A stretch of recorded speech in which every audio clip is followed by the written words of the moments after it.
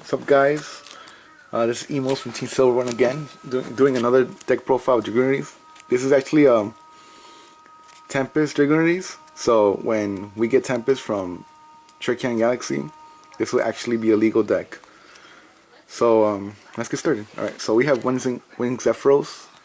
I feel like one is all you need now, especially because Tempest just speeds up the deck so much that this card is just actually there just in case he ever goes in this graveyard. You actually don't need him anymore in the combo.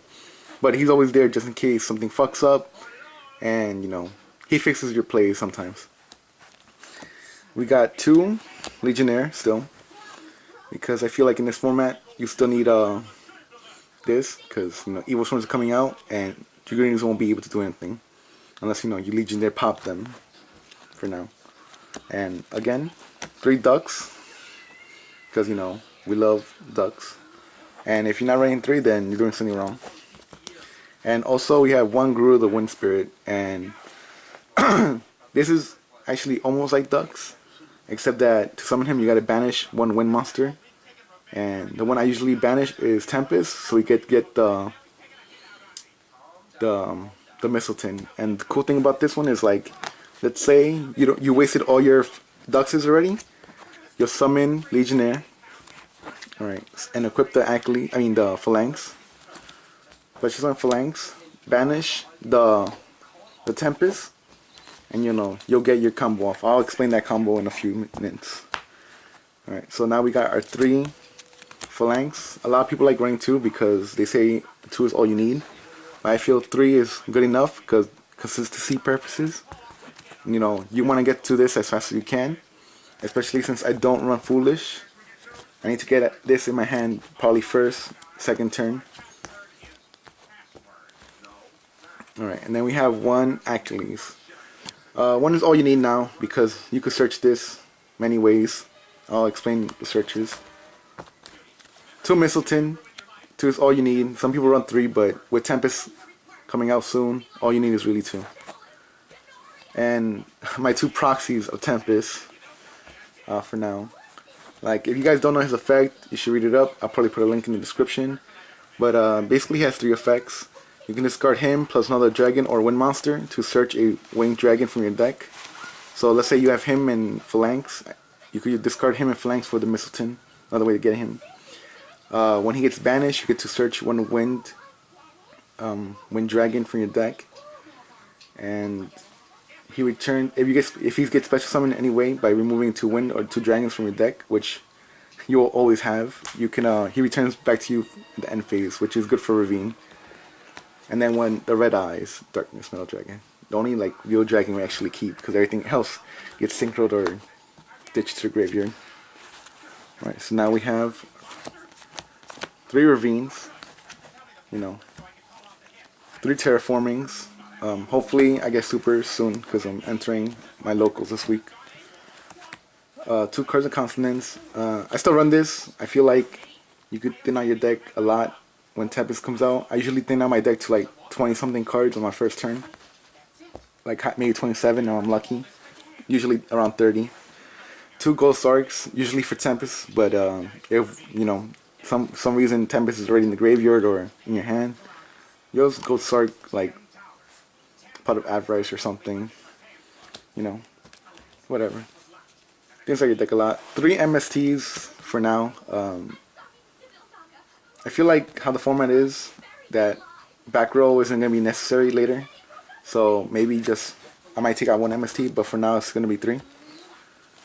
The Heavy Storm, Book of Moon, Monster Reborn, and Pot of Avarice. A lot of people have been telling me, take Book of Moon now, it's really not useful, but I'm always scared of that Thunder King or Archilocristia that's gonna mess up my play, so hopefully this helps. Not saying that you always get it first hand, but it's there just in case. Also you could Book of Moon your Red Eyes and flip it and do his effect again, I guess.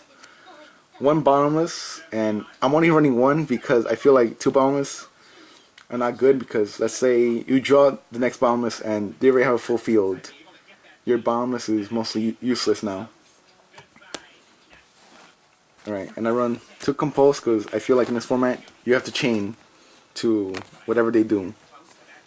So chaining is good. And also Compose gets rid of the XYZs and synchros, and they had to waste resources to get those back. 2 breakthrough skills. I still run this instead of Valor, even though they could make first turn Logia with Rabbit.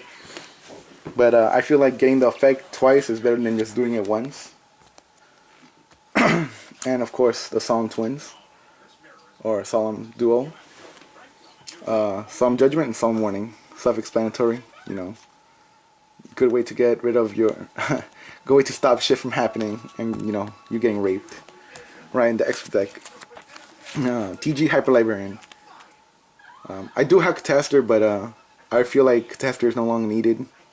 Like, why would you run Catastor when you could just Legionnaire, pop something, or pop 2, with instead of Catastor? I feel like TG Hyper Librarian is more stable card, and it's good for plussing. I actually put a video of how you could combo off with him and still get a +2, plus having any level 8 synchro, him, and Red Eyes on the field. 3 Vajrayana, of course this is the proxy, but I got paid today, so hopefully I'll buy a new one. But yeah, 3 Vajrayana. 1 Gaydarj, self-explanatory. People saying this card is bad. I remember, I think it was in the Capital G show, they were talking about how this was bad or something. This is actually really good. Fixes your hands, throws Sephiroth into the grave, throws the rest of the dragons you need into the grave. This actually could throw Achilles into the grave, so you no longer have to worry about like, oh, I need to get Achilles and destroy something. And of course Stardust, Colossal Fighter. This is still a good card, even though I know a lot of people took it out for second Stardust. I feel like this is still better, and I'll explain why in the next video. Scrap Dragon, Thought Ruler, because I feel like life points are still important. Crimson Blader, actually one of the best cards in the format for right now. If he's able to, destroy a monster, it's really good. And I feel like it should have been more than a rare, but it's whatever. I guess because a lot of people are not synchroing, and since a lot of people are gonna XYZ soon, it's not really needed. But for now, I just leave it there. And 1 Trian Dragon, it completes your OTK and everything. And our XYZs now, we have 1 Harai King of Atum. It's pretty good. We have 1 Constellar Polyme M7. I think it's a different name. I know the M becomes like a Missler or something, I think, but it's really good. Could bounce back your Mistletins, and you'll have the ducks on the field. The phalanx on the field, and you could go into rank 8 with it. So hopefully, it works out. Also, you can return cards back to their hand. That could be a problem. So it's like another Compose that activates on the field, that you could get something back from the graveyard. I actually used this card against an opponent who had a Necro Gardener, and I just bounced back his Necro Gardener to his hand. And as soon as that happened, he gave up because I was going to OTK him. 1 Strike Bouncer. I might take this out, but I always feel like something to negate effects is always good. So Strike Bouncer is there, because I don't run Strike Bouncer plus 2 breakthrough skills basically equals effect Valor on whatever turn. And then 1 Gaia, the Thunder Charger, just because I guess. The only reason I ever use him is when I overlay over a Tum, because these are way bigger beaters than Gaia. But if I ever need to pierce, he's there for the option. So that's about it, guys. Tell me what you think about my deck. Comment, like or whatever, and I'll tell you how I do on regionals. Hopefully, I actually get far into it. Alright, thanks for watching. Peace.